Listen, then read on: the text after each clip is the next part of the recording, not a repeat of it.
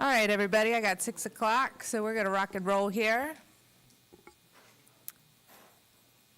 As always, I'd like to welcome everybody who is in person and those that are viewing online. Thank you for tuning in to your local government. I ask everyone that's here in the room to take a second and check your cell phone and silence your cell phone all the way on silent, not on vibrate or Looney Tunes music or anything else. Let's make sure we respect one another's time and each speaker speaking.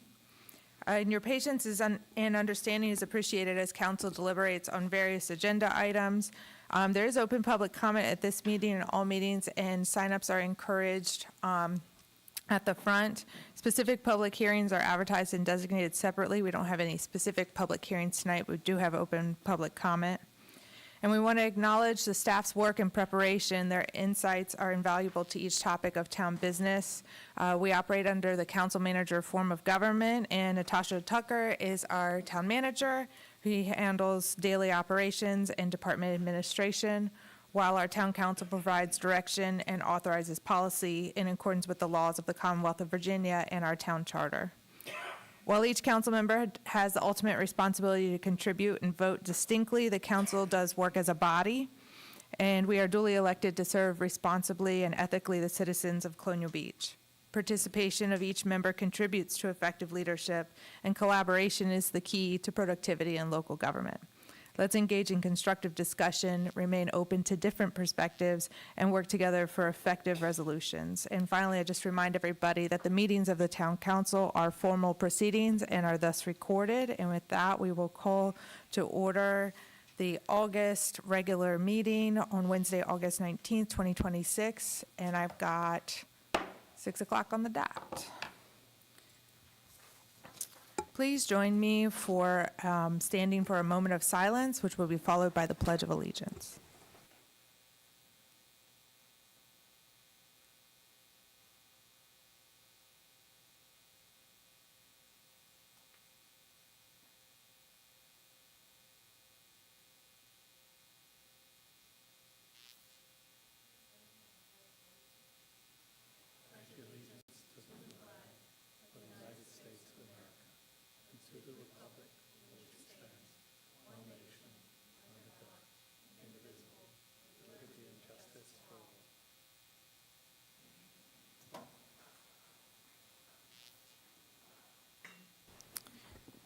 In our roll call of members, all members are present with the exception of Miss Lisa Grandstaff, who does not have cell phone service, so she will not be calling in today. So you've got 6 of the 7 of us up here.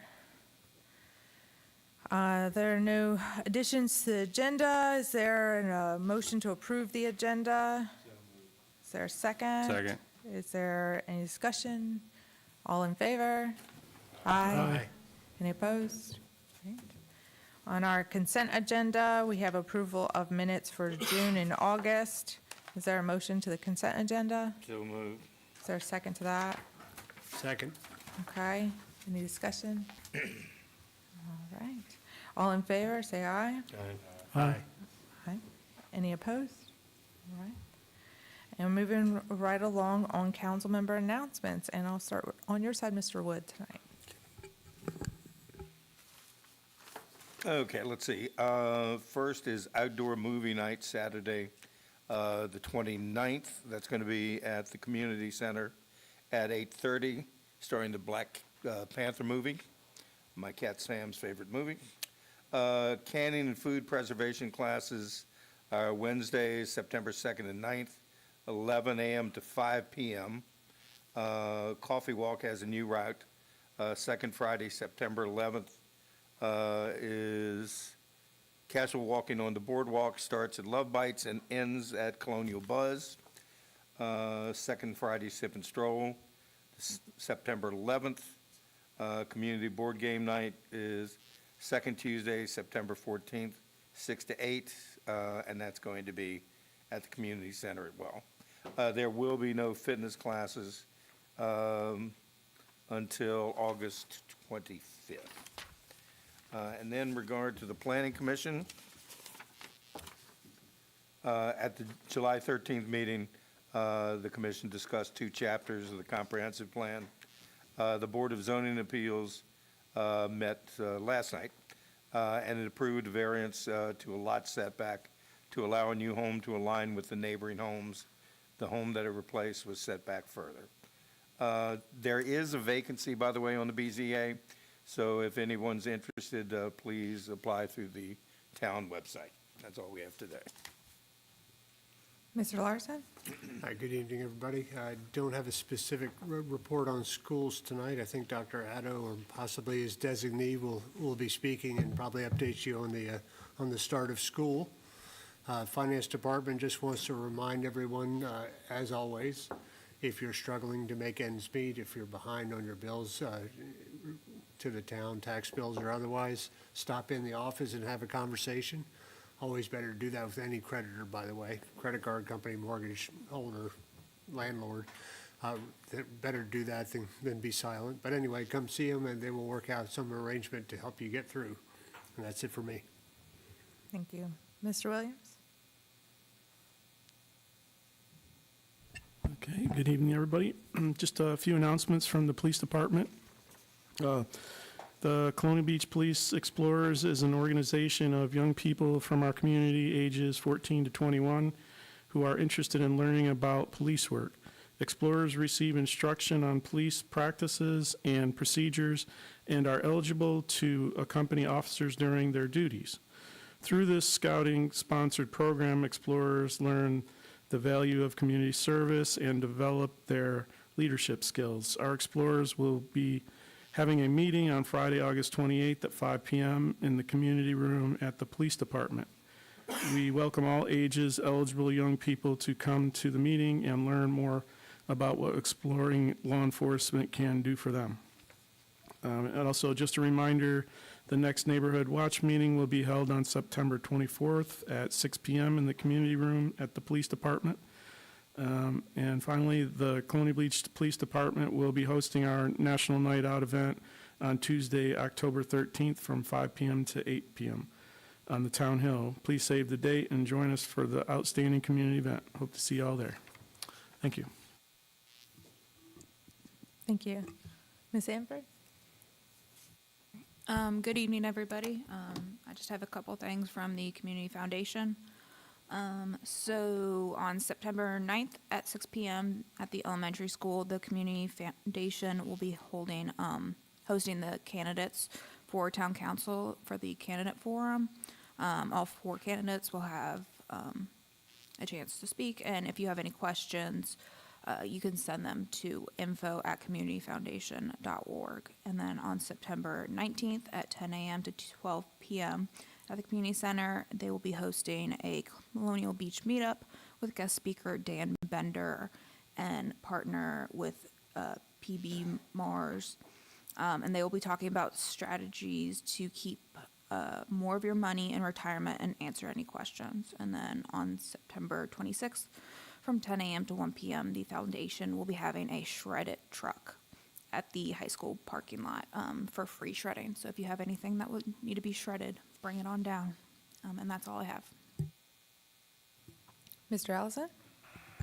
Good evening, everybody. So I have the Public Works Department. Since I wasn't here last time, we're going to do a couple of weeks kind of combined here.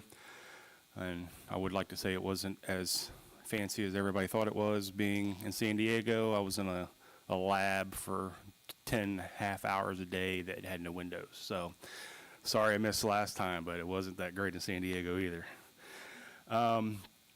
We had a good time here, so I don't know Well. why you say that. Anyways, starting off with infrastructure utilities, the water leaks, they had 3 repaired. Sewer backups, 1 was cleared. They repaired 2 manholes near Wilkerson Seafood to address some I&I from the river. Inspected 4 manholes for potential rehab. Investigated multiple reports of water leaks throughout town. Assisted with cleaning ditches and culverts following significant rainfall. Now moving on to the wastewater treatment plant. They continue daily operations, maintenance, and operational support, continuing cleaning and maintain the nitrification tanks. Say that twice. Utilize rental equipment to support tank cleaning and maintenance. Restore the town's permanent sludge press to service. clean the grit pit, replace the reuse pump, and continue general grounds and site maintenance at the wastewater treatment plants. For streets and stormwater, they installed stop signs at both ends of the alleyway between Santa Maria Avenue and Locust Avenue, continue traffic sign repairs and replacement throughout town, clean storm debris from the roadways following severe weather, clean the alleyway between Santa Maria Avenue and Locust Avenue from Wakefield to Route 205, extended drainage pipe near the beach swings to improve drainage, repaired the radar speed display sign near the school, which people are still speeding. Clean debris from ditches and stormwater infrastructure.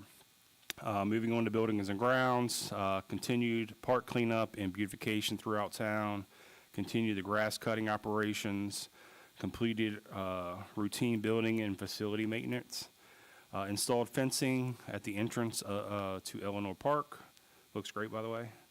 Installed new banners along the boardwalk and continued maintenance of town-owned grounds and public spaces.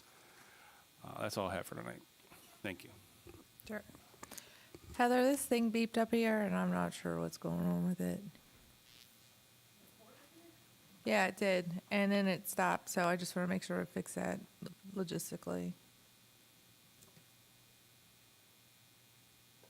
Right? I didn't touch it.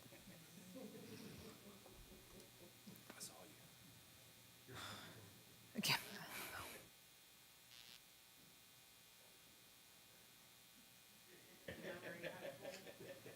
Okay. All right. Hopefully we get that worked out. All right, I just have a few things. First, I'm going to give Lisa's report on her behalf since she can't be here tonight for the EDC. The Downtown Colonial Beach Economic Vitality Committee met on August 11th as a working session focused on creating common understanding among its members of the purpose, goals, and objectives of the body as they specifically pertain to the Colonial Beach community. As a Main Street program, DCB is committed to preserving the past, charting the future for Colonial Beach. The Economic Vitality Committee is at the core of this commitment. As such, the committee's work focuses on growing a diverse economic base in Colonial Beach by taking a proactive, collaborative approach to building community, supporting existing businesses and nonprofits, and encouraging new investment. Specific action steps and a work plan will be identified at the September 8th meeting. Also, I just want to say we were back to school, and so I wasn't able to attend the Board of Supervisors meeting. It was also the first day of school back. Very exciting for the kids. And we have a little bit of a gap in the community right now. We have Boy Scouts and we have Girl Scouts, but the feeder group to the Boy Scouts, the Cub Scouts, has been inactive for some time, and so there's some interest in restarting Cub Scouts in Colonial Beach. If you have any interest in getting involved, send me an email or contact me, and I'll get you with the people that are working on that. Also attended the Art Walk Sip and Stroll, but then the weather got dicey.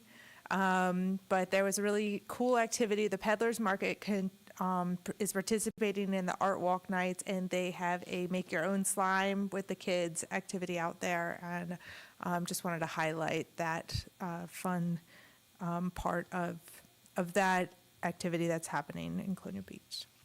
Other than that, we got Comrail next week, next Wednesday, and King George is hosting. All right, that's all I have. Town manager update. Natasha, I will pass you the mic.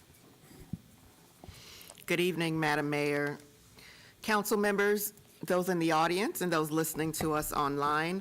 My town manager report will consist of a sewer plant update from Inboden Environmental Services from Mr. John Simmons, followed by the ARPA wastewater treatment plant updates that I would provide. So we will go ahead and start with John and his Inboden updates. Good afternoon, everyone. So let's start on page 2, please. It was a bit of an active month at the wastewater treatment plant. You know, we all had some pretty significant rain events, and you can really see on the graph there every day that occurred. And, you know, we're still dealing with a good bit of I&I. We have seen that number reduced. It doesn't quite get it doesn't get so much flow so fast over there like it was, but, you know, one of these things that really makes it worse is when the ground is saturated versus when it's dry. When the ground is dry, the rain obviously gets absorbed by the ground and it doesn't come to the plant, but once you have that first couple days of rain, then everything got saturated. You could see the spike after that. So, you know, as the ground's saturated, that means more is coming to the plant. The next graph there, you can see that we have been working on the flow meters there, and that's why you see that big increase here for July versus, you know, April through June. And that's part of the upgrades and repairs being made at the plant is all of the flow meters. Next page, please.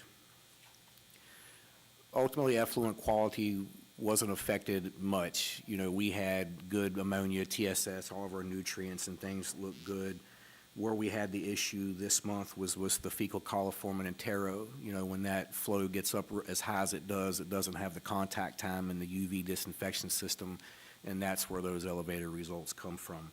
And, you know, one of the repairs is to replace that UV system over there, and that's obviously going to help with that moving forward as well. You know, we completed the sludge removal, and you can see the numbers here for July. You know, like for instance, at the beginning of the month, you could see an 8 on the nitrates. You know, those numbers have been cut in half since we removed the solids and can change some of the processes over there. So the numbers for August are going to look much better. I know that's one thing that's a major concern with you all is those nutrient removal.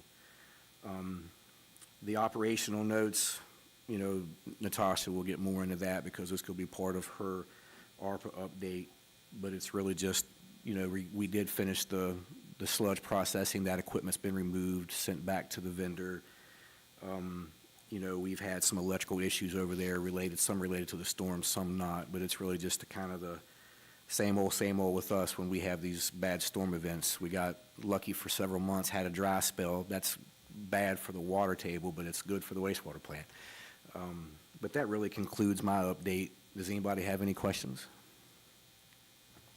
Mr. Williams? Yeah, just a couple of follow-up questions from prior meetings. Any updates on the fat, oil, grease, the fog ordinance that we were considering, or? I'm not sure where that really stands right now with Natasha and Pal. I know that that's something that's been discussed, and I think it's just a matter of finalizing, you know, how that's going to look ordinance-wise or whatever the next steps would be with that. Okay, and also, to kind of piggyback off of that, the issue we're having with inflow and infiltration, with people leaving their caps off of their cleanouts, stuff like that. Yeah. I know we had talked about possibly addressing that at some point with some kind of policy or And I think legislation. that's something that you'll also see soon. You know, Okay. It's definitely something we've all discussed and have been working on that. And I think that's where most of the reduction that we're noticing is coming from, is where, you know, Chris and his team are fixing the clean outs on the town property. And I think hopefully some of the citizens have been listening and they're starting to fix some of their issues now that they're aware of what causes that. You know, we've got a significant amount of camera work done, and we haven't found any real huge problems, but most of the numbered streets, everything is pretty much decent shape over there. You know, we did find some significant problems, you know, this week that we need to look into and see what next steps are. But we've identified a lot of the major areas that would then be on the town's responsibility, but a lot of it still remains those clean outs on the citizens' properties. So as soon as we can get that resolved, it'll definitely improve it. Okay, thank you. Yes, sir. Any other questions? Okay.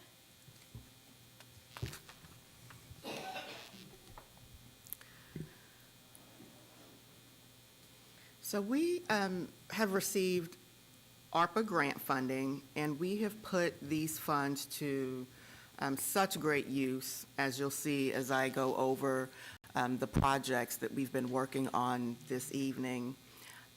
These projects represent roughly $3.7 million that the town has invested in 23 projects, and these projects are designed to strengthen and modernize our wastewater system.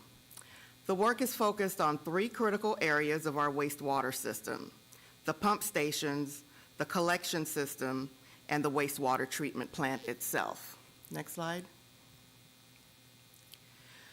So this first slide represents the projects for the wastewater pump stations. We've invested approximately $429,000 in improvements to 3 critical wastewater pump stations. New emergency generators have been purchased for the 3rd Street, RTU, and Horton Street pump stations. Once these are installed, the generators will provide backup power during outages and other emergencies, which will help keep wastewater moving through the system when electrical service is disrupted. The 3rd Street pump station is also receiving additional improvements. A new roof has been installed, exterior structural supports have been completed, and the building will receive additional exterior improvements. These investments are about reliability and resiliency. Pump stations are critical links between the collection system and the treatment plant. Thus, they maintain their operation during an emergency, which helps protect the entire wastewater system. This slide represents the projects for our collection system. Approximately $992,000 is being invested in the town's wastewater collection system. This is a network of sewer lines and related infrastructure that carries wastewater to the treatment plant. One of the largest completed projects is the replacement of the 6th Street sewer line, and that project cost $611,000. But replacing infrastructure is only part of the story. I want to highlight that we're conducting camera inspections, smoke testing throughout the system to identify damaged pipes, leaks, improper connections, and areas where stormwater and groundwater may be entering the system. Once the problems are identified, the ARPA funding helps us address these problems. The town has lined manholes, completed targeted repairs, and installed 27 rain guards, with additional rain guards and repairs planned. Reducing the amount of unnecessary water entering the sewer system means that less water has to be pumped and treated at the wastewater treatment plant. These improvements also extend the useful life of our infrastructure and allow the town to better target future investments. Much of this work happens underground and they're not visible to our residents, but it is an important part of building a stronger and more reliable wastewater system. And lastly, our wastewater treatment plant itself.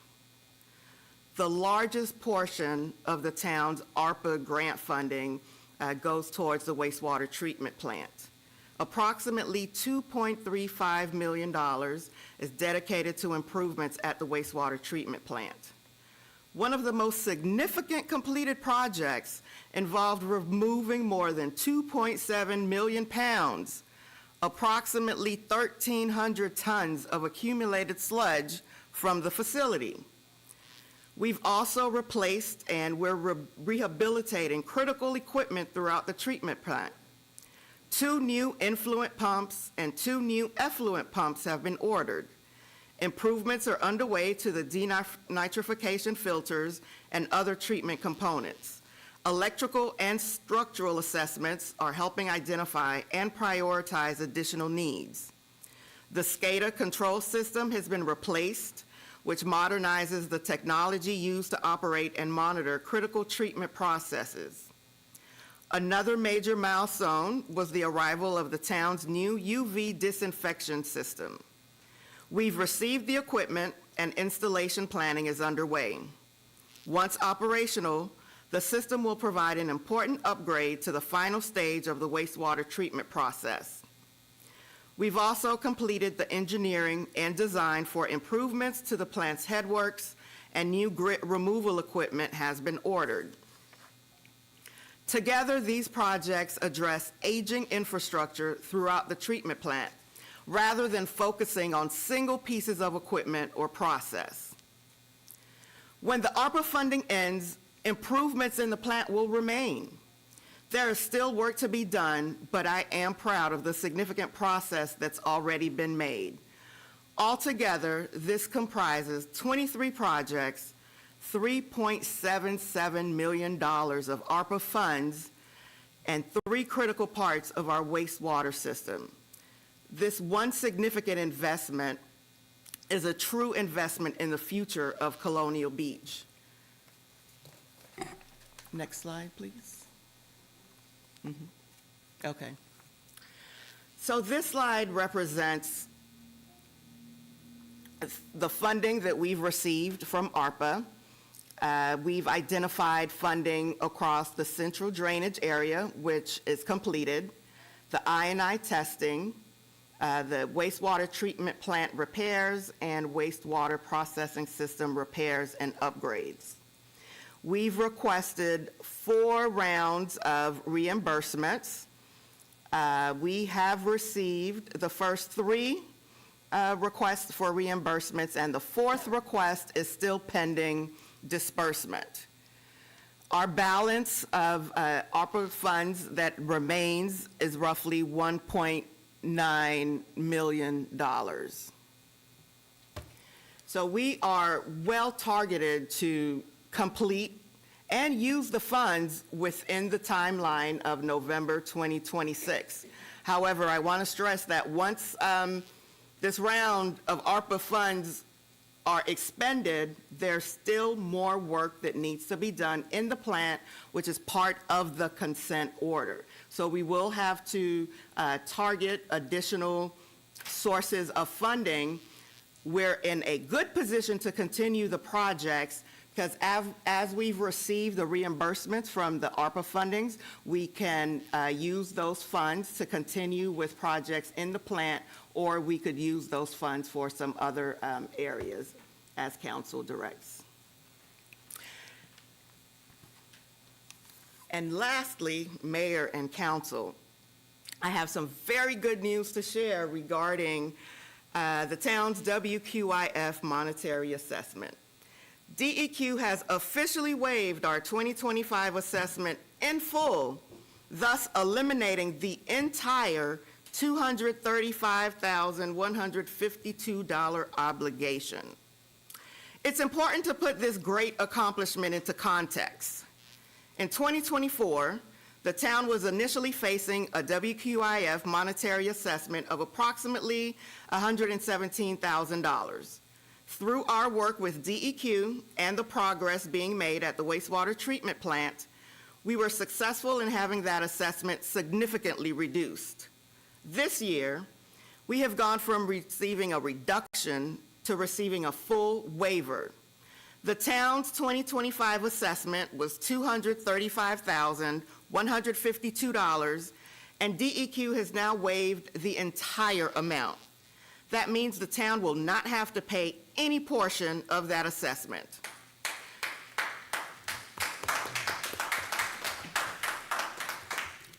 That is a great accomplishment.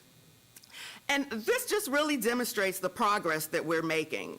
Over the past 2 years, we've continued to address deficiencies at the wastewater treatment plant, make significant infrastructure investments, strengthen our operations, and maintain consistent communication with DEQ. We still have a lot of work to do, but we're clearly moving in the right direction.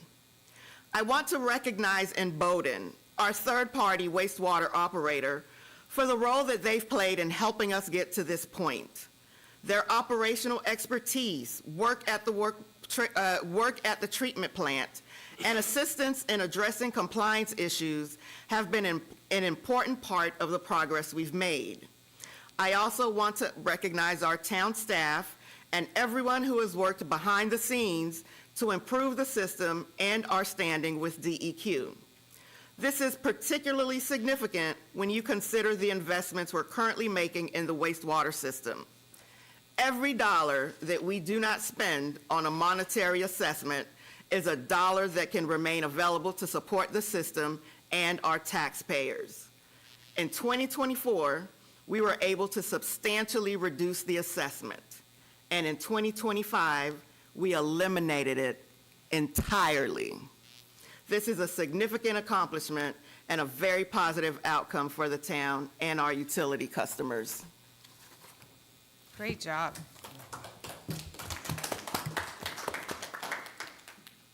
I want to add one more shout out to that to also, because they don't get it recognized a lot, to our finance department. Because it doesn't just take the work and the planning and the projects, but to work with DEQ is a federal funds funneled through the state that are audited, tracked. Reimbursements have to include receipts and documentation and communication, and there have to be transparency. And the process with DEQ has not been an easy one because the staff at DEQ has changed multiple times. So just want to also shout out a little bit for finance to get some recognition in this long process. Yes, Mr. Wood. You know, if we remember where we were a little over 3 years ago, we just dumped about 1 million gallons of sewage into the Potomac. We were this far away from receivership. Thanks to the leadership of this lady here, Natasha Tucker, and the wisdom of this gentleman over here, we have proven that you get what you pay for. Okay, we tried to piecemeal it for years and years and years and years, and we almost sunk because of it. So one of the things that I just want to put a little bug in everybody's ear, because not all of us will be here next year, but I certainly hope that we can find our way to continue working with Imboden. I know that our town manager is going to do everything she can to keep us on the right track. And by the way, thanks for the $250,000.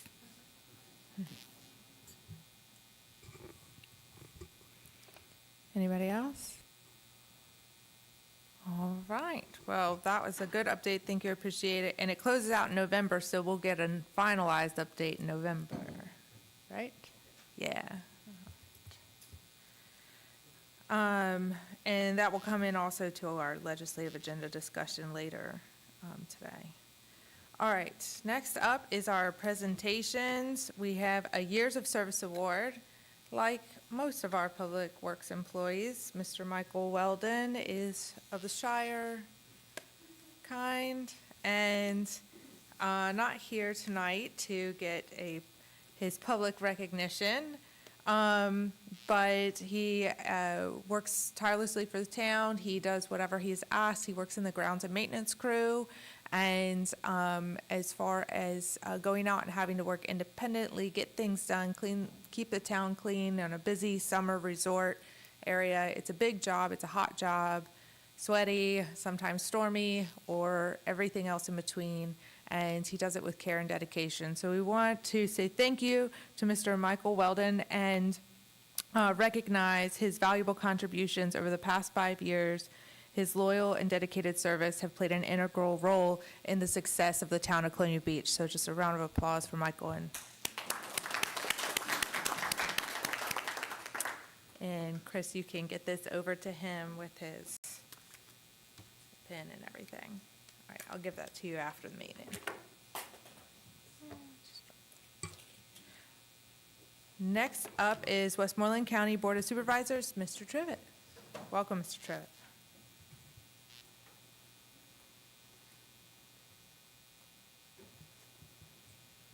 Madam Mayor, Town Council, good to see you.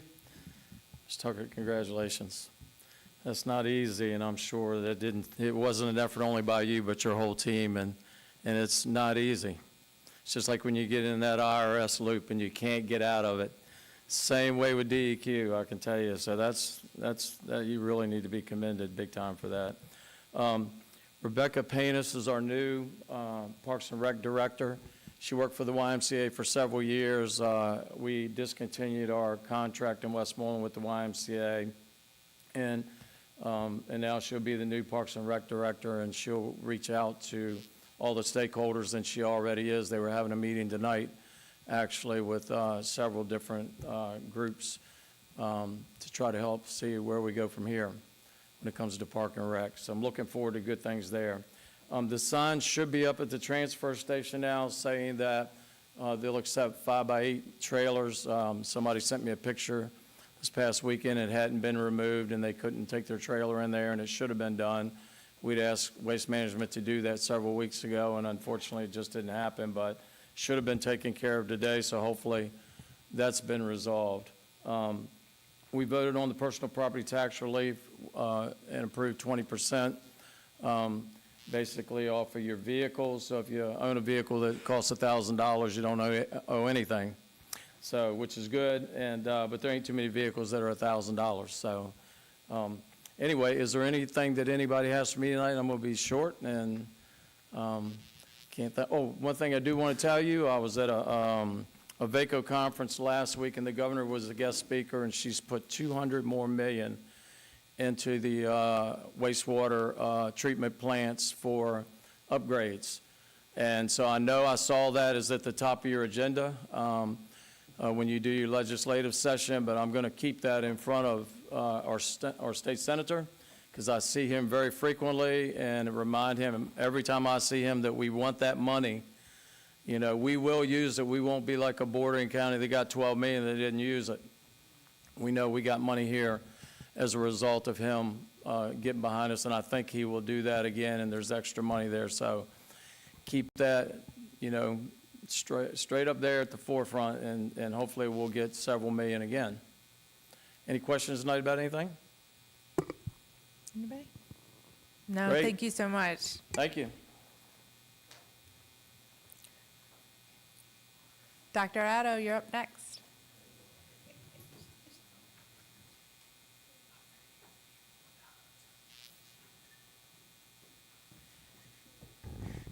Well, good evening,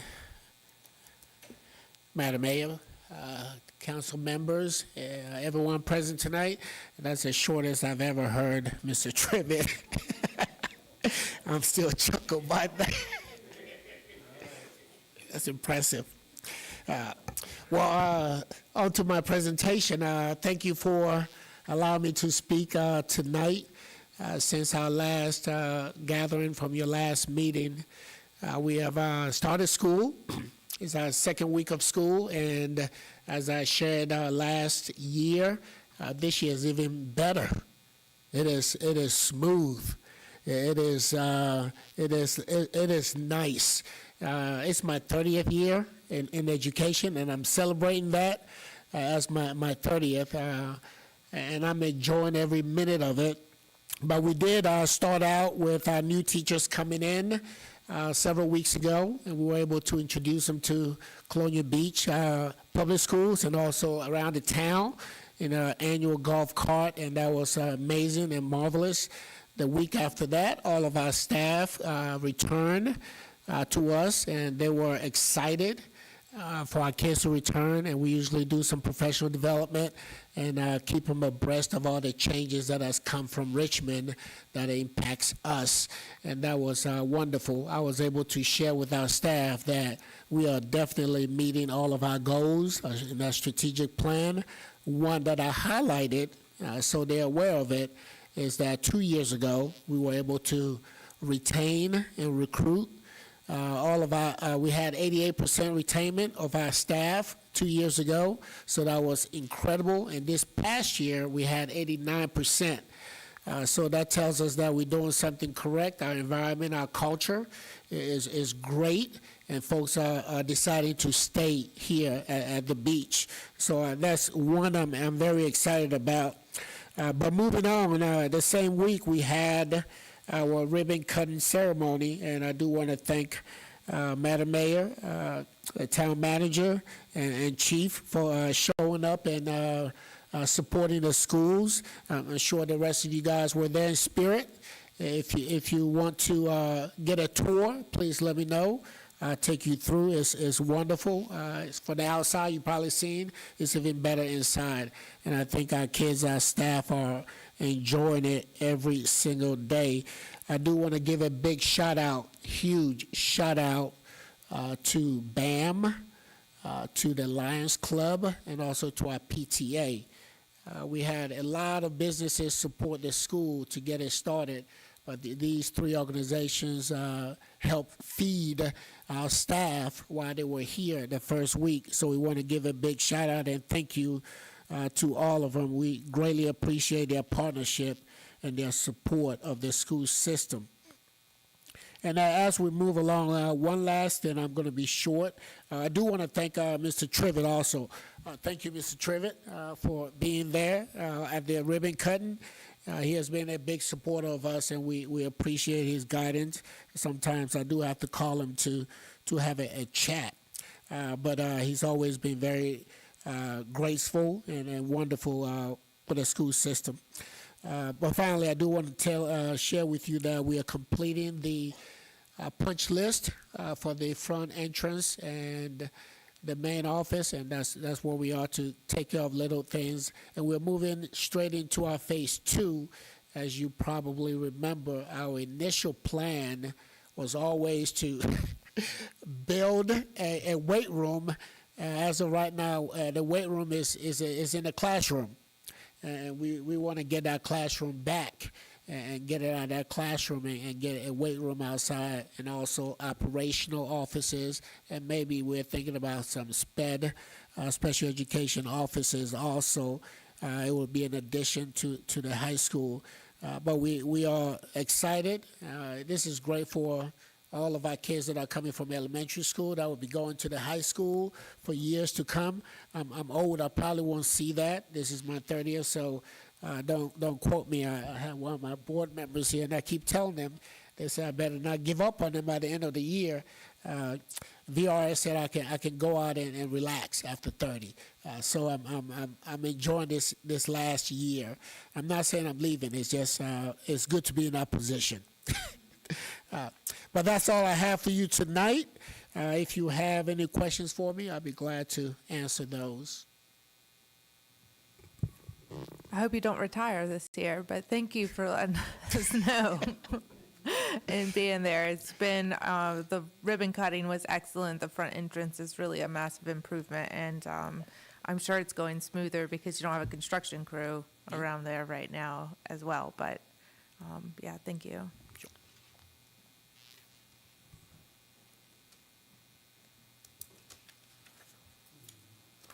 All right. Moving right along, next is our public comment. During public comment or hearings, we ask that guidelines be followed. We do ask that you stand at the podium, and for the record, please state your name and address. If you'd like to be contacted, please provide your contact information to the clerk. Make your comments to the council as a whole. Be brief, state your position, and provide facts. You can provide any written statements or supporting materials to the clerk, who is Heather Oliver, and she can distribute them to the council and the town manager. Debate is prohibited. Follow-up on comments is provided by the town manager.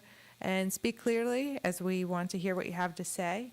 The council will try to hear everyone who wishes to speak on a subject, any subject, and comments are limited to 5 minutes. Time cannot be transferred to another speaker. If you represent a group, you may wish to identify other members of your group who are in attendance. And after public comment is closed, I encourage you to stay as the council engages in dialogue and deliberation on subsequent agenda items. With that, we'll open public comment. First up is Ms. Joni Millward. Welcome.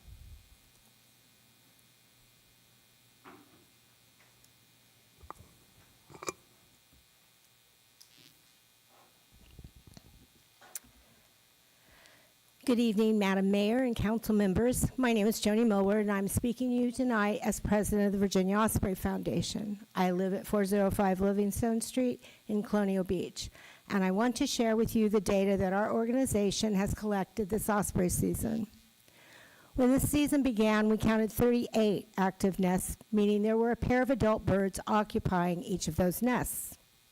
Out of those 38 active nests, only 11 nests were successful. Those 11 nests produced 20 chicks that were raised and fledged or raised to fledge size. We are now down to 14 chicks post-fledge. That was caused by trauma, starvation, electrocution, or the fledgling just disappeared. Better than last year? Yes, but still another disastrous year. Our reproductive rate this year is only 0.526 chicks per nest. To sustain a population, the reproductive rate must be 1.15 chicks per nest. I wish I had better news. The Chesapeake Bay itself has seen far worse numbers, well below what was happening during the DDT era. The next item I want to speak to is item 12A on the agenda, the 2027 legislative agenda, and propose some additional language, specifically under the priorities of environmental resiliency and stormwater, and under economic development and tourism. And I have provided you with the additional language. It's in bold. And for the first, it would be under the environmental resiliency. It would come after the word projects, and it states, to include research and effective management of Atlantic Menhaden industrial per seine reduction fishing in Virginia waters. I believe the proposed additional language to that section shows an understanding of the crisis Virginia, and specifically Colonial Beach, is facing in regards to its osprey. Their reproductivity rate is well below what it was during the DDT era. They are literally starving to death. Organizations like ours have been advocating for better management of Atlantic Menhaden, and I believe it is time for the town to step up and do the same. This is a first step, and I urge you to take that step. As for the economic development priority, the additional language, it starts after initiatives, to include ecotourism events such as the Virginia Osprey Festival. Our town has so much to offer, and ecotourism is an important draw for visitors to Colonial Beach, as they can enjoy the numerous hiking, birding venues in the town and surrounding area, and easy access to water recreation. And the Virginia Osprey Festival is a prime example. We brought in approximately 1,500 to 2,000 attendees in April. They came from as far away as Maine just to attend the festival. And with that in mind, I want to thank everyone that came out to our documentary screening on Sunday, The Last Osprey. Even a small event like this attracted 80 people. They came from Richmond, Williamsburg, Farnham, Northern Virginia, Virginia Beach, and Baltimore, some of who stayed overnight and had dinner in our local restaurants. I thank you for your time and consideration. If you have any questions, please reach out to me. Thank you. Next up is Mr. Nigel Welcome. Madam Mayor, Town Councillors, Nigel Long, 115 Lynnhaven Court. I was going to be very quick, but let me add to what I was going to say. My support of what Joni just presented to you. I think the Menhaden issue is not only an issue for the osprey population in town. There are probably a number of reasons why our population has declined, but clearly overfishing of Menhaden in the Chesapeake Bay is an issue. Virginia is the only, I believe I'm right in saying, the only state on the East Coast that allows that sort of fishing, and it impacts other elements of the marine community in addition to ospreys, and is, I think, something we should care about. My suggestion on the legislative priorities was actually to support something that the Honourable Richard Stewart is also in favour of. I just want to put on record that I agree with him about something. And that is about the protection of the Potomac Aquifer and the quality of the Potomac River since it provides the water supply for the town of Colonial Beach. And my suggestion is that at the end of the environmental resiliency and stormwater section, where it says water quality, we add the words, including protection of the Potomac River and the Potomac Aquifer. I think over the coming years, that will be increasingly important for this town, this community, particularly if it grows, and we should recognize and respond to that. I assume you may have read it, but I only have one copy with me, give a copy to the town clerk, the letter that Mr. Stewart wrote to our governor in relation to the aquifer and our water supply. Now, that may well have been written in relation to other economic activities in the state and use of water. But I think the fundamental points there about protecting our water supply that he made to the governor at the end of July are important. If you haven't seen it, I'll give a copy to your secretary. Thank you. Thank you.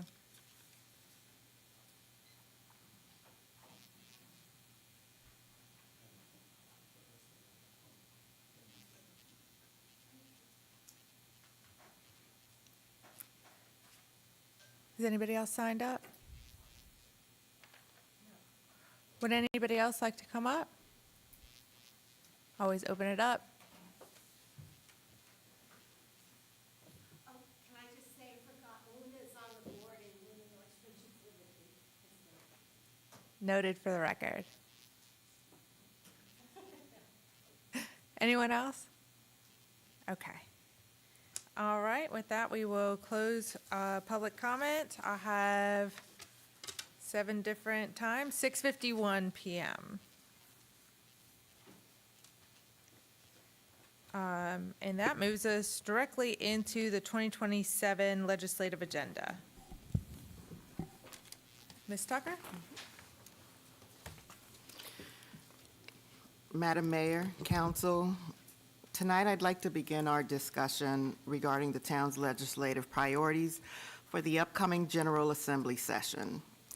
Each year, we have an opportunity to identify the issues that are most important to Colonial Beach and communicate these priorities to our legislative delegation and our partners at VML. The purpose of tonight's discussion is to determine where Council would like the town to focus its advocacy efforts. I would suggest that we keep the list relatively focused and prioritize issues that have a direct impact on our operations, finances, infrastructure, and community. The items that you see on the screen and which is part of your packet, they're consistent with Council's priorities from the previous year. And you'll notice that we reduced last year's priorities to 7. I'd like to walk through each of the priorities, get Council's feedback, and identify any additional issues that you would like included or excluded from the list. Based on tonight's discussion, we'll make necessary revisions and bring the final priorities back for Council's consideration. Ultimately, this is Council's legislative agenda, and we want to make sure it accurately reflects the issues that Council believes are most important to Colonial Beach. And with that, I open the floor for discussion amongst Council. All right, so as you suggested, I think we'll take the priorities from top to bottom. We'll go through them one by one, see if anybody's got any questions, and tackle it that way. So top of the line is wastewater treatment plant, funding to support critical improvements and upgrades necessary to maintain regulatory compliance, protect public health, and ensure long-term sustainability of community infrastructure. I will say as part of the process when we're lobbying in Richmond or in DC, they want a sort of one-sheet summary, quick target tagline, right? Then when something is connecting and we see movement on legislation or funding or something we're opposed to, whatever it is, then we provide supplemental documentation, generally a one-pager that is paragraph formed, and then also additional context like engineering reports or things like that. So I don't want to take don't take the little quick blurb as in it's exclusive of, we kind of purposely make it the verbiage to apply as broadly to the topic as we can, right? So the only thing I would say about this top one is and this is kind of a question for Natasha, wastewater treatment plant, do we need to include also like the sewer infrastructure? Should that be in the title at all? It's not just the plant, but it's also the I think system? that's a good suggestion, Madam Mayor. I can certainly include that. Well, I'm just as open for discussion. I mean, other people, any other ideas you have about that? Yeah, I think in your thing, you put wastewater treatment plant and wastewater treatment sewer or something like that. And so maybe just kind of use both of those terms, so we're not limiting ourselves just to the plant. Because Okay.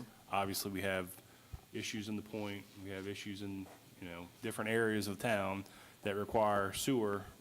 And, I mean, we want as much money as we can get to fix it all, right? Understood. I do have a quick question, though, since there are additional funds being made available by the state for wastewater treatment plants specifically. Would we be more successful in accessing those funds if we were a little more targeted? I understand the point that we want to be broad, but I think we want to be tip of the spear enough to take advantage of those new funds. So, I think those funds target sewer infrastructure though as well. okay. I think they do as well. So after we have concluded tonight's discussion, I will also follow up with our delegates and find out, particularly for this item, the best way to name that priority so that it's all-inclusive and we aren't limiting ourselves to the types of funding that we can receive. Yeah, we may want to mimic the way the state is. Exactly. Like literally cut and paste from state language. Okay. So that's, I don't know, can't imagine anybody wants to take this item off the list. Okay. Yes, Mr. Williams. Just kind of general question. We've had, since I've been on council, this will be my sixth year, fifth year. We've been doing these, I think, majority of the time. I know we got ARPA funds, but that was a whole different ballgame. Do we have any statistics or figures on what we've received, like legislative-wise, since we've been doing these? Have we received any money, any support, like big significant things that you can think of off? The North Beach shoreline, the engineering for that's top of mind. That was through our legislature? That was through that money is federal money from FEMA that goes through the state that we wrote a grant for to the state entity with the Northern Neck Planning District Commission. Yeah, that's a direct Okay. legislature Which funded. filters in community That's a good infrastructure. example. Okay, yeah, that's a good example. Do you have any others you can think of? So I don't have any others that I had prepared for you tonight, but I do know prior to me being appointed town council, there was a significant amount that was received. I don't know whether it was from the state, but it was a direct relationship with the legislative priorities and communicating what the town needed with our elected officials in Richmond. I don't have that exact amount, but we did receive those fundings at that time. Okay, I think that was DEQ, the 5.7, if I remember off the top of my head. The 5.7 is Correct. DEQ, Yeah. but then there was ARPA funds separate from that, which were, divvied out throughout the state. And that was a direct result of going to Richmond and speaking with our partners as part of this legislative agenda. Okay, and just wondering if we have any feedback on the current list that we've submitted from 26. From last year's list, no, but that's why we're going through with this year. Every year, this comes around and it's an opportunity for us to receive some kind of funding. I do know that all localities within the Commonwealth They look at their needs and their priorities, and the funds are then addressed that way. So with the additional funds that are now available, we really stand a really, really good chance of being one of the communities that are allocated some of those fundings. Well, that's good news. Thank you. So I think we've received federal or state funds in almost every single one of these, or are currently underway in that process. So, I think the wastewater treatment plant's kind of prime and easy example, but in community infrastructure, the VDOT road for Dwight Avenue extension, that is also direct allocation from the state through our VDOT partners. So when we move to community infrastructure, the next one for sidewalks, crosswalks, roadway maintenance, and other enhancements, things like the design of the First Street sidewalk, that we didn't get the sidewalk implemented, but the design was paid for, or accessing those sidewalk grants, or getting the zero visibility plan done. That's all part of that second topic there.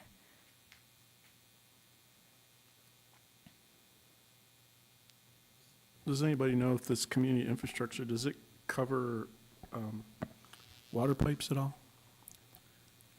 Water pipes? Yeah, I know there's sewer, but like the water pipes, I've heard that they're in pretty rough shape, and especially in some parts of town.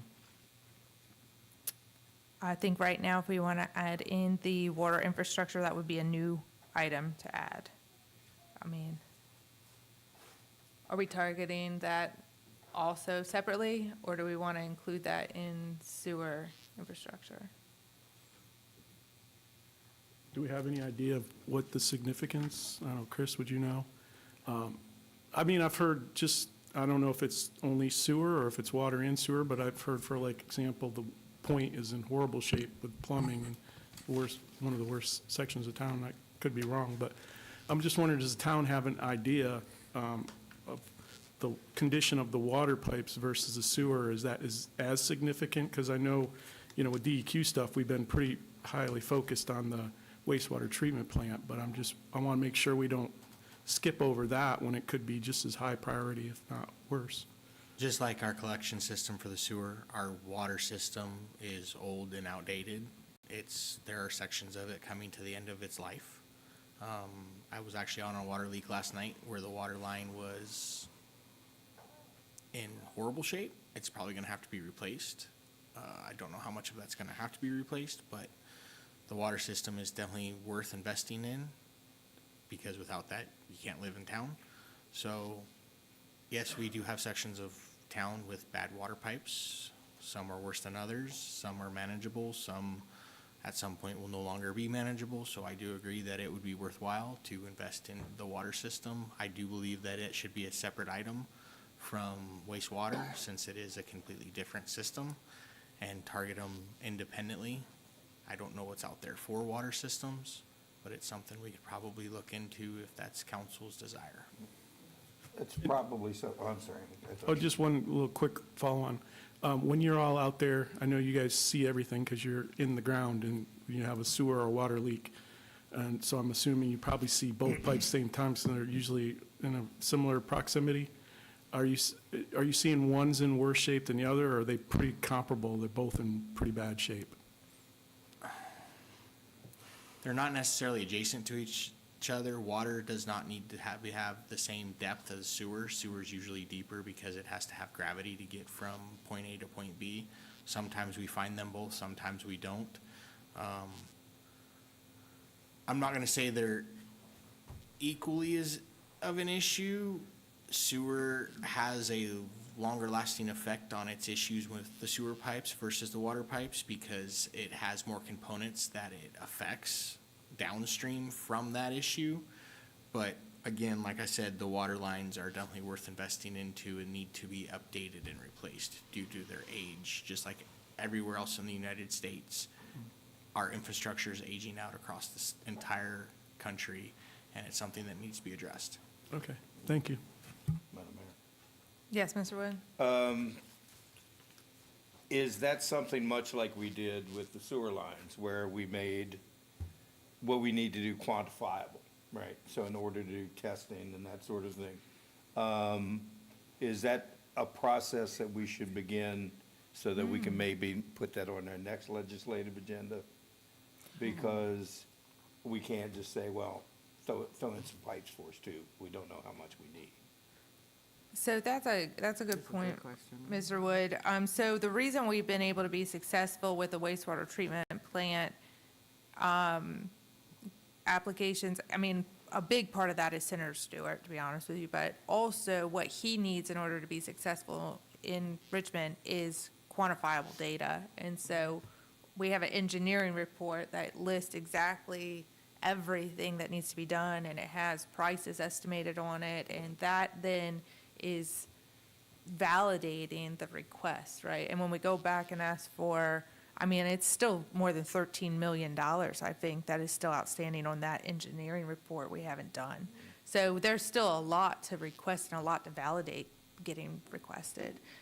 So the same would be true if you want to be successful in the water aspect and water utility, is that we have to build out the case, for it to be, if you're really going after something, you've got to provide that level of detail at that point. So you can't just say, we have old pipes and we want them fixed. We got to get a little bit further into it than that. But like what happened with the environmental resiliency and stormwater piece, which ultimately led to the North Beach Shoreline project, is we got a grant, by putting that on here, we got a grant for the resiliency plan, right? Which came from RAFT, which was also government funded, federal, state government funded.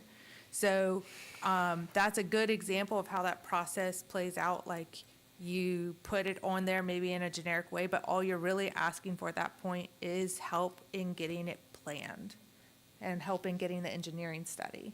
And then once you get that portion and you successfully complete your study, then you take the study and you go to the next level of detail with it and ask for more like implementation or a project like North Beach. Now the project is getting engineered. Our next step on North Beach will be to ask for the money to do it, right? So I think we could add the water system on here, but just kind of with the context that the reality of that is you're not going to get all new water pipes if you were successful in Richmond. You're going to get a plan, right? But not a bad idea to put it on there. I'm just talking through the process a little bit. Yeah, I mean, I definitely get what you're all saying, so, I agree with your comments. It does make me a little nervous that we don't really have a good assessment of the condition, because that, could be a problem in the future, but maybe open this conversation, maybe at some point, if it's not a legislative priority, at least a study or something in the future to figure out what needs to go on with the pipes, the water pipes. And I'm wondering what kind of money is going to be available with all the lead and the other water quality testing that's happening out there. I think we could see some things being pushed at the very top levels across the nation, honestly, on investigating this. Because we're not abnormal in this. Most localities do not have a good idea of the age of their system or what's in the ground or where it's at. So every single locality is going to be asking the same questions. So, Mr. Allison, I think to your point, Mr. Williams said, does that fit under the community infrastructure piece with the sidewalks, crosswalks, roadway maintenance? I see that more like visible safety and the water more as an invisible. So I would tend to say to separate them, but that's a council decision. If you will want to combine them, I think that would get lost in community infrastructure. We ought to have a separate line item if we're going to do it. I know we're trying to keep this concise. We don't want 15 items on the list anymore. I get that. So we'll have to find the balance there, but. Yeah, I think it should be separate. I mean, we already have some backup for community infrastructure in place. This is water, we're doing fresh, this is completely new. We need to start from the very beginning. Whereas community infrastructure, we have some plans and other stuff already in place. Okay. I'm seeing a good consensus on that then. I'm going to keep moving forward. All right, on resiliency and stormwater, and I know we've had some comments tonight, so I want to recognize that. Again, this is worded in a brief way to then allow opportunity to get more specific post this one quick page, right? So this says funding for erosion control, shoreline resiliency, climate adaptation, and wildlife habitat enhancement projects, as well as stormwater upgrades to reduce flooding, improve drainage, and protect water quality. I think we're hitting a lot of points on that one sentence. And we have been very successful in this particular item in a lot of different avenues. Some unsuccessful, but mostly, I think we've got some pretty good track record on there. And I know we have VIMS shoreline projects on our CIP for Monroe Bay Avenue that's eroding there. And then as well as the wildlife and habitat issues that are coming up to highlight that. I think when we say habitat enhancement projects, and we specifically say the word wildlife, if we want to take a stance in that legislation, I think this gives us a strong point to do so if we decide to do so as a body. So I agree. I don't want to completely gloss over the comments from Ms. Millward on the Atlantic Menhaden. But it feels to me that maybe stuffing that in this one might not be the most effective place, sort of like the conversation we just had about the water supply pipes. And if not there, then where, if you agree that it doesn't go there? Because it is an important topic, but it's not quite the same as, it's not community infrastructure at that point. Sorry, it's not storm, community level, environmental stuff. It's broad ecosystem. I think we can make a stance on the Menhaden issue with a direct resolution to the Menhaden issue that is specific and actionable and take that on. I think the priorities list, it needs to be these umbrellas that are kind of broad and generic, But if we want to tackle a stance on the Menhaden issue, I think we can do that regardless of this, and that actually this could bolster that resolution. But we can get hard-nosed in a very formal resolution stance if that's an avenue we want to take. I was going to say a similar thing. I think that's probably a better approach. So how do we put that on the agenda for something to get done later? Is that something we ask staff to look at first? We want to pull in experts? Add Natasha to draft a resolution to it. I think we'd probably just bring it up at a work session and get an idea of what our point is. Okay. Yeah. Just as a quick question in regard to the Menhaden point of view. We're going to, I would think, have more success because what we're doing is not asking for specific funding for that. What we're asking to do is to have legislation towards that. And where we're going to be more successful is not little Colonial Beach going, hey, this is unacceptable.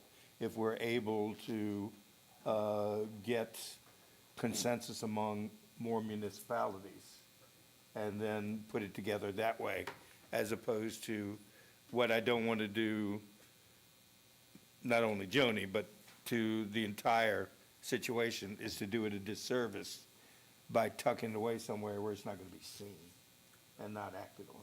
Does that make sense?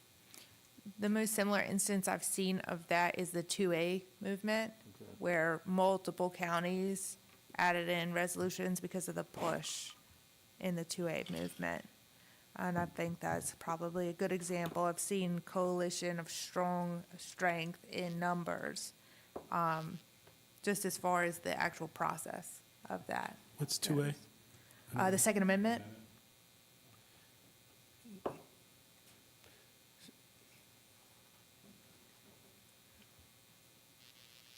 So I guess my point is to leave the bullet point the same, but then if we decide to tackle that issue, to make that specific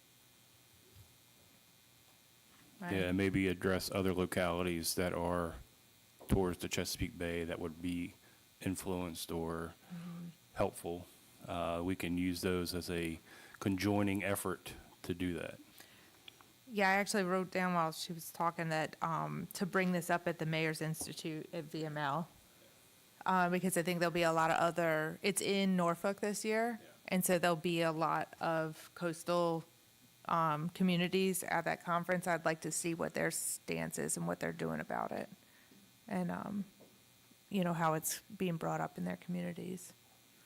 That's in October, guys, by the way, the next VML, conference. Nope, you can't say anything. Thank you. All right. Moving forward, economic development and tourism. These are, this is big for our Marina Way initiative, and it's through this grant funds, VTC, some of the things like the love sign money or different grants for promotional things. I think we got a billboard a couple times, stuff like that. I like the highlight on ecotourism, but I don't want to discount all the other tourism initiatives by only highlighting ecotourism. I'm just kind of opening that discussion up.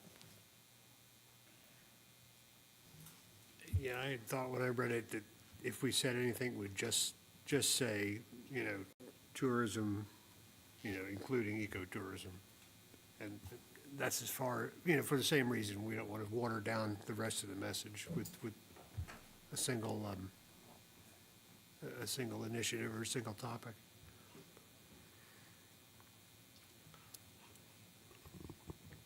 But if that goes too far, I mean, I'm open to. I'm fine with adding ecotourism and tourism. I just think it's a little repetitive, but I don't think it, either way.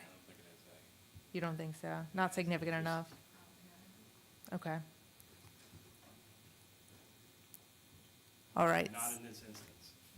In this particular instance.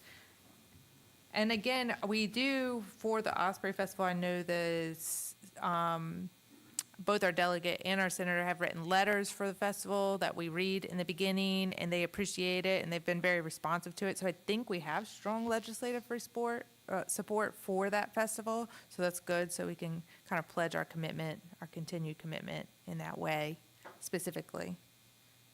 And we did name the osprey the town bird. Okay.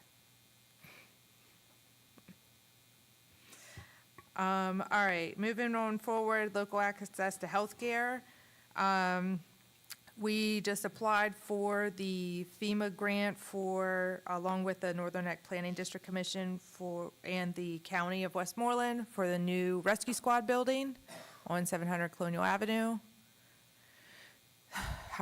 It'll be months before we hear back, so don't wait on, don't hold your breath yet. But I think that's an important one to keep on here for our residents and for our community, not just for that particular grant initiative, but also when we get to broadband, one of the openings and opportunities with broadband is now telehealth and a telehealth kiosk in rural communities. And I don't have a ton of information on this yet, but it's something else at VML I'm hoping to get a little bit more info on, that where we have a real big lack in doctors and sometimes also a lack in broadband. But if there's a kiosk, a telehealth kiosk, maybe at a rescue squad station or something like that, I don't know. They're trying to invent ways to use technology to help us. I don't know. Where does it hurt? I don't know. I'm sort of just want to say there is new technology coming in this stuff, and I'm not sure where it's going to go yet.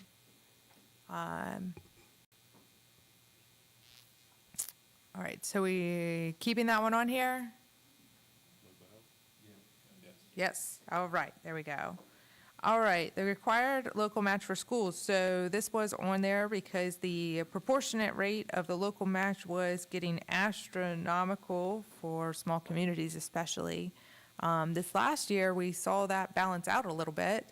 Part of that is because the state cut funding to schools, so naturally it cut our requirement to fund schools.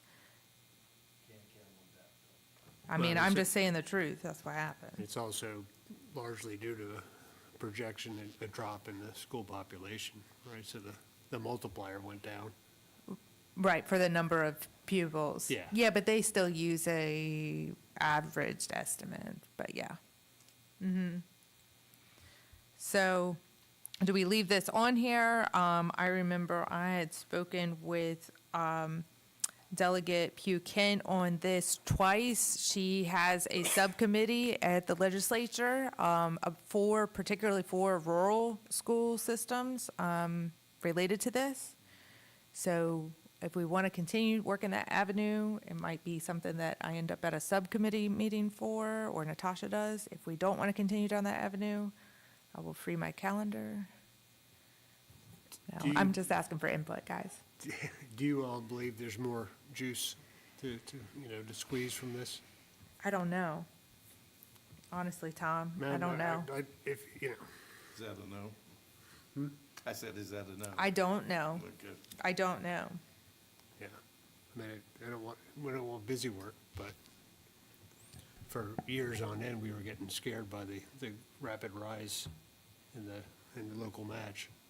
Well, I think as long as we have some delegate of some sort that's pushing for this agenda, I think it's best that we keep it on there specifically for our community, where that if there's availability for us to save money in that avenue, we should take full advantage of that, because the school system does hit us every year. So, and our numbers are rising within the school. They're not getting any lower. And, it's just going to be a fact of life. So if we can save money in any way we can, and there's someone there that's pushing for this, I think we should keep it on there. Does anybody know if we got any feedback last year, or did anybody push for it? I mean, yeah, I met with Hillary twice, Delegate Kent twice about it. But she was it was a struggle at the state because the formula is this convoluted, very specific, very complicated formula, and making any adjustments to it isn't equitable across the board. And actually, some of the adjustments they were proposing was going to make it worse for small rural communities, which was really what stood her up to be opposed to the changes to, even though she does want it to change, just how they were changing it was actually going to make it harder. So it's a very complicated situation to tackle. I think we both were learning about how difficult it is really to do. The biggest point when we're talking about this is not so much that of reducing funding to our school system, it's that the state was creating additional mandates, all of these additional requirements, and then not funding them. And so they were expecting how easy to sit in Richmond and say, you have to do these 10 new things, and you have to fund them, and mandating that to localities. So that's where the unfairness portion of it was coming from. Hey, you want all of these additional things, then state, you've decided this, you need to pay for it on your side, because it was creating local dollar tax raises, but they were state mandated items. And that was really the point of it. So, because I could see that it could look differently than that. Should we consider rewriting the language then, maybe, that reflects more of that as far as unfunded mandates, or, I don't know, just a thought. Yeah, that's a good point. It feels like something we want to continue to track because there's a lot of risk there to Mr. Allison's point. Well, I mean, if they hit us with another $500,000, that's a chunk, right? That we got to try to figure out how to make that work. And it's not always easy. Yeah, $500,000 is a 12-cent tax raise for us. So that's the reality of it, right? When the rubber meets the road. Okay, so we'll leave it on there, maybe reword it a little bit, improve that. David, I like that idea. You good with that? Well, okay. All right, last one that's on the list right now is access to broadband. There has been some new traction in this, like I said, with the healthcare kiosk possibly. I don't know if this shouldn't get a little bit more in general technology related, but I'm also fine with leaving it the way it is. I think there's some new tech out there that we may want to go after.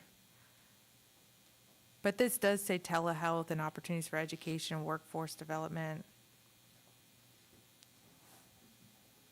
I mean, ultimately, is the problem not that, that the people that run broadband, the Verizon, Fios, of the world, those kind of things, find it too expensive to bring it this far from wherever their next closest hub is? And is there a way to sort of advocate for some government assistance to sort of entice the big boys to bring the fiber here?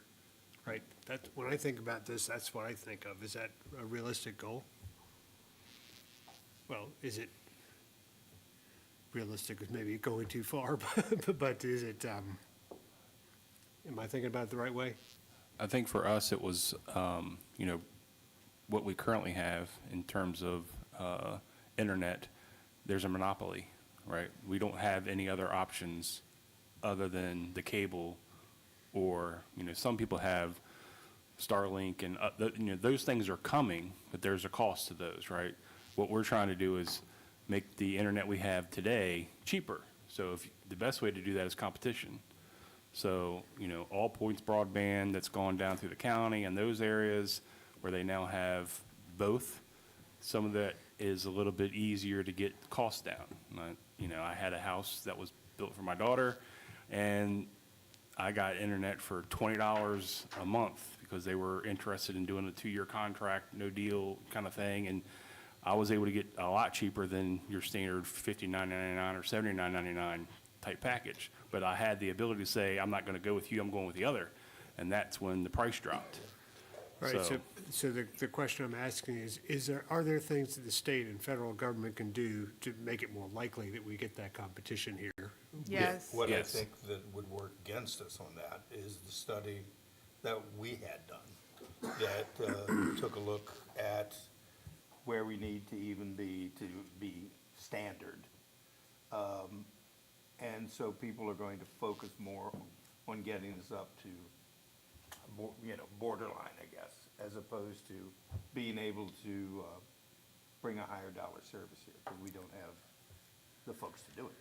Well, we have the study results, and there's things we can do with those study results. So to the point about the community infrastructure point before is once you have a study, then you have the data that they need sometimes to actually lift off the ground. So having that makes me think we need to keep it on here, because if something comes available, we may be able to use that data to our advantage. But to me, it's not just affordability, but also reliability. We had a major responses from the initial survey, which was, a very poorly done survey by myself, I think. But it was the major response was the reliability. It's dropping out all the time. I can't do my, cashier checkouts because I'm losing vendor business because I can't get somebody's credit card to swipe, things like that. So I think in that it's competition. It's also putting Breeze Line's nose to the grind a little bit and saying, you're not meeting the standard and we're going to hold you accountable to it. But I guess, and perhaps I had a misconception of it, but my thought would be that they would focus more on getting us to where it's reliable as opposed to having more competition. Yes, both, I think. Well, new lines would certainly make it more reliable. I mean, the other stuff's been here for 30 years. Understand, but where are the new lines coming from? So where are the new customers coming from? Right. So like right now, it's going down through like Longfield Road and going towards the county. So they would just have to come back down 205 to provide those additional lines. The He's talking thing- about attracting all access, right? All Or points broadband. Yeah. But see, they weren't contracted to come this way because they were doing, the grants and stuff were for specific areas that did not have any internet at all. And that was the initiative. Senator Stewart and all those went to Richmond and said, we got to make sure that everybody has access. And they did that. Now, the flip side of that is, if the Verizon tower gets put up and they bring in cable, I mean, they could definitely pull in cable that way or just give us the little pods for 5G or whatever. Yeah. There could be your competition, and that could, next year or the year after, whenever that happens, could be remove that off of there. I think in the next 2 years, we're going to see a lot of changes on this item. I think we're going to see a lot of things I can't even forecast right now. Well, in all fairness, just the competition of T-Mobile having the 5G available here, I was able to use that. I didn't want to go to a 5G network, but I was able to use that to negotiate my cable provider down to.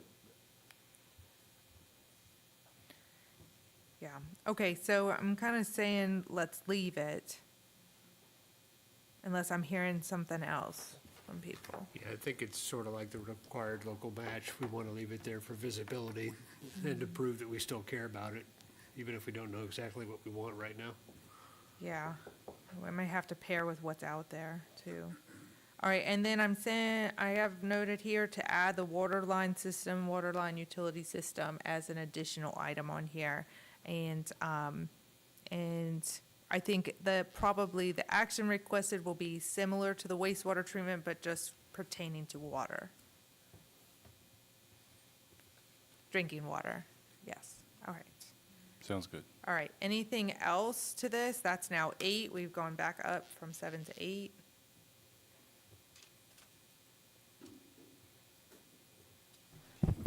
I'm sorry, did you say drinking water or storm water? Drinking water.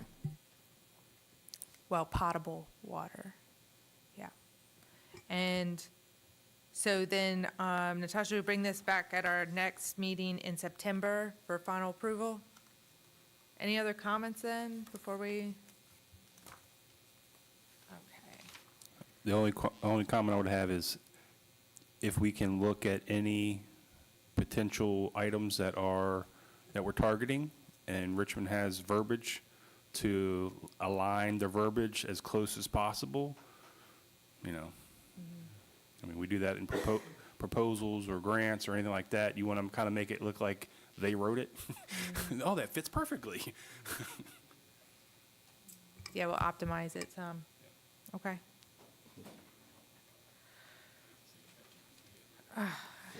All right, with that, we'll vote on that at the September meeting. And with that, we're going into closed meeting. So I move that the Town Council of the Town of Colonial Beach, Virginia convene in closed meeting for the following purpose and to discuss the following subjects, all of which are exempt by Virginia law from public meeting requirements as indicated, namely pursuant to Virginia Code Section 2.2-3711A7 for the purpose of consultation with legal counsel and briefings by staff members or consultants pertaining to actual or probable litigation, where such consultation or briefing in open meeting would adversely affect the negotiating or litigating posture of the town council, and pursuant to Virginia Code Section 2.2-3711A8 for the purpose of consultation with legal counsel retained by the town council regarding specific legal matters requiring the provision of legal advice by such counsel. And with that, we will go into closed session right after a 5-minute recess. Were you an auctioneer in a previous life?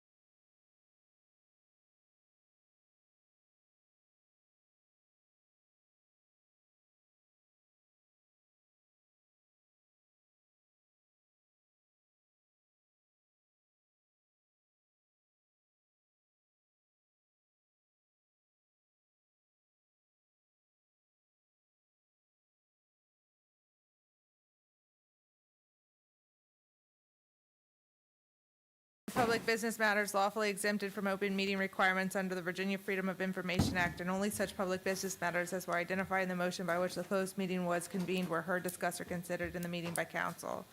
I need a motion. So moved. I need a second. I need an individual certification. I so certified. I so certify. I so certify.